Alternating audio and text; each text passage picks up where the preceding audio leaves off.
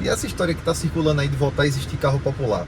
Fala pessoal, seja muito bem-vindo a mais um vídeo do canal GT Clube BR. Vamos ao assunto do dia, o assunto que está circulando já faz algumas semanas, aliás, né? Vai voltar a ter carro popular no Brasil. Existe um projeto aí sendo arquitetado com as montadoras. A gente, quando fala em carro popular, a gente lembra logo de Gol, de Palio, de Mille, Fire, Uno Mille, né? Renault Clio, lembra do Renault Clio? Pois é, um carro popular Celta, entre tantos outros aí que fizeram história. Mas um pouquinho para trás você teve aí Chevrolet Corsa, né? E por aí vai. Tivemos carros populares no Brasil, onde era entregue realmente um produto mais básico, mais enxuto. Mas esse produto, por ser mais enxuto, ele entregava também uma condição de compra mais favorável. É claro que a gente está falando de uma época onde se vendia com mais naturalidade carros sem ar-condicionado, sem direção hidráulica, sem vidros elétricos e principalmente aí sem os itens que hoje são obrigatórios a qualquer carro produzido no Brasil, que são os airbags, os freios ABS, os encostos de cabeça para todos os ocupantes e o cinto de 3 pontos, por exemplo, assim como outras obrigações que estão chegando por aí. Eram carros realmente mais básicos, de verdade, né? O famoso carro básico.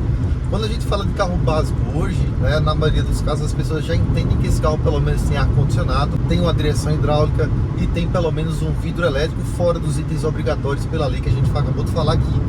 Então muita coisa mudou de lá para cá, né, no nível de equipamentos que os carros têm.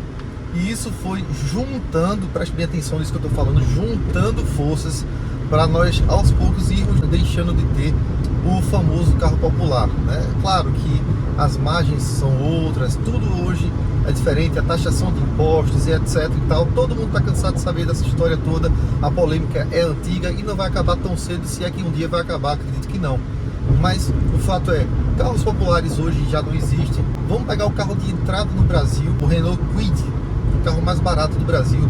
Hoje já se aproxima dos 70 mil reais, 68 mil reais, se não me falha a memória, é o que está custando hoje um Renault Kwid.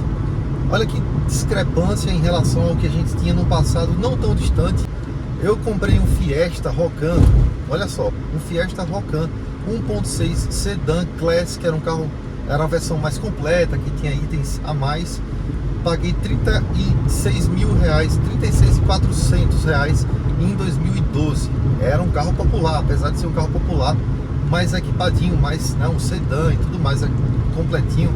Só que o carro não tinha airbag, nem tinha ABS. Inclusive já estava anunciada essa questão da mudança para ter a legislação do airbag. Mas olha só, 36.400 reais um carro completo, bem equipado. Faltava esses dois itens, mas era o preço que se pagava. A gente foi subindo uma rampa, uma escada de valorização, de inflação e tudo mais. Teve essa pandemia que jogou tudo para a estratosfera, né? A escassez, semicondutores, que faltou tudo isso, que prejudicou o que já não era bom, né? Os seminovos, aí, os usados subiram de preço e muita gente se empolgou. Ah, meu carro agora está valendo muito mais. Muita gente até aproveitou a situação para fazer aquela compra, né? Encomendava carro 0 km e fazia a revenda desse carro logo depois, assim que ele chegava, porque estava demorando a chegar, fazendo ali a sua margem de lucro, né? Muita gente aí aproveitou essa onda para fazer um dinheiro, mas não é que nosso carro está valendo mais, ou ficou valendo mais nessa época, não é que a gente começou a ganhar dinheiro com o carro sem fazer nada, é que o que aconteceu na realidade com a pandemia e com todas essas escassez que aconteceram de semicondutores, inclusive que ecoam aí até hoje, é que o nosso dinheiro desvalorizou, o nosso dinheiro perdeu valor, né? Diminuiu o seu valor e o nosso poder de compra caiu. Muita gente aí se empolgou, agora meu carro está valendo muito mais do que aconteceu. Na verdade foi uma perda econômica por conta de tudo que a gente viveu. Passada a pandemia, a gente teve o caso da Chevrolet com o Onix, que parou de oferecer o carro, era o carro mais vendido do Brasil, de repente a gente não tinha mais o Onix aqui no Brasil. Aí vem uma coisa esquisita, a Fiat Strada assumiu a liderança por uma estratégia de números ali que envolvia carros de frota e tudo mais, mas assumiu essa liderança por um tempo muito amplo. Inclusive a Fiat Strada, uma picape, quem diria ser o carro mais vendido do Brasil nessa época. E isso aconteceu enquanto o mercado tentava entender o que estava acontecendo, tentava retomar a sua normalidade relativa, pelo menos. A gente foi vivendo a situação. Hoje, 2023, já temos algum tempo que a pandemia se passou, né? Desde que ela foi acalmando até hoje, a gente voltar ao que a gente conhece como normalidade. Muitas coisas têm voltado aos poucos para o seu lugar, mas outras não. Por exemplo, o preço dos carros usados estão voltando aos poucos, estão desinchando a cada mês, tendo uma desvalorização, um decréscimo ali no valor, que não é acentuado, não é significativo, mas existe. Se você consultar em mês a mês, tem uma queda, às vezes de R$200, dependendo do carro R$1.000, mas existe um decréscimo gradual, mês a mês, no mercado de usados. Esse decréscimo você consegue perceber em alguns casos de carro 0 km, mas é bem mais específico, é bem mais pontual, depende do nicho, não está acompanhando o mesmo ritmo dos usados, pelo que eu tenho visto. Agora, carros novos subiram de preço absurdamente, as coisas normalizaram relativamente no mercado, mas os preços ainda ficaram lá em cima. Então, o que acontece? Campanhas pontuais de montadoras, de fábricas, de concessionárias, fazendo ali um desconto de R$1.000, R$2.000 em carros que aumentaram, sei lá, 50, até R$100.000, dependendo do carro.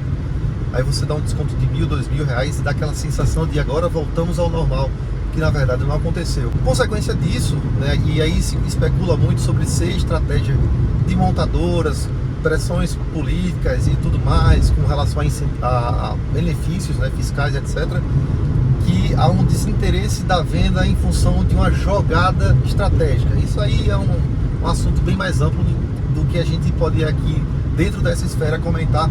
Queria somente limitar mais a questão do carro popular.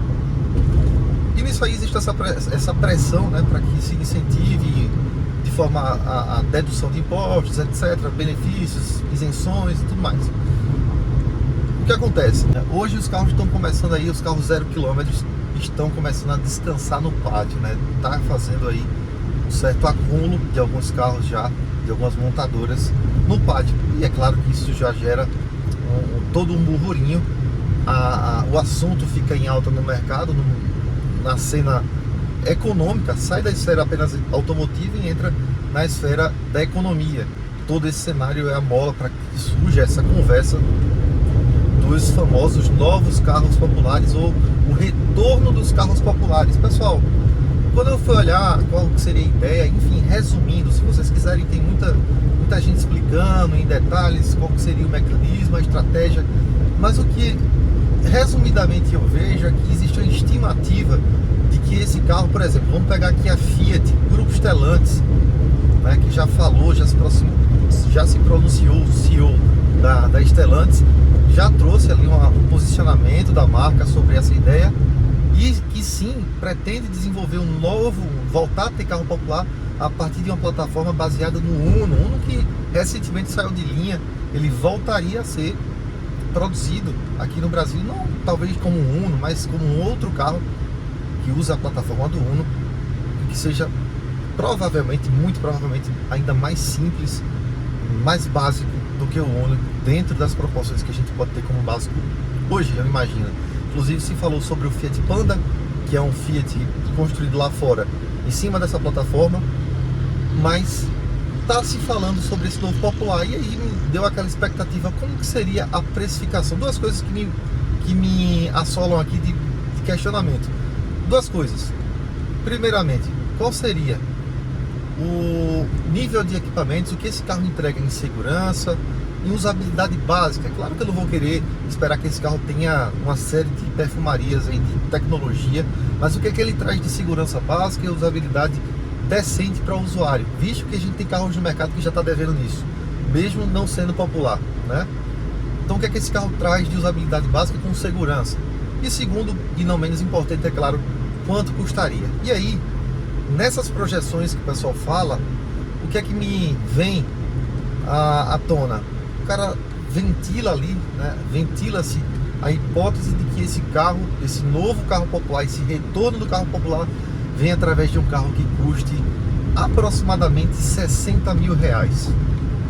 Pessoal, sinceramente, R$60.000 para dizer que vamos voltar a ter carro popular com um carro custando R$60.000, numa realidade onde a gente tem um carro mais barato do Brasil há pouco mais do que isso, R$67.000 aproximadamente, 68, não sei.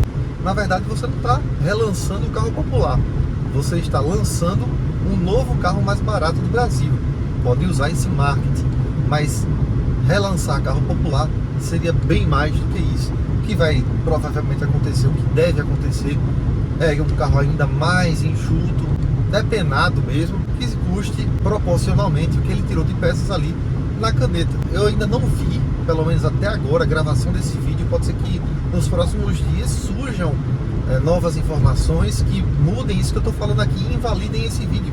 Inclusive eu espero que isso aconteça, porque dentro do que a gente tem como as primeiras colocações, falando de estratégias para mudar isso tudo, no final das contas a estimativa de valor não tem grande novidade, não tem grande mudança, mas me parece mais um marketing, me parece mais uma ação de convencimento do que de realidade.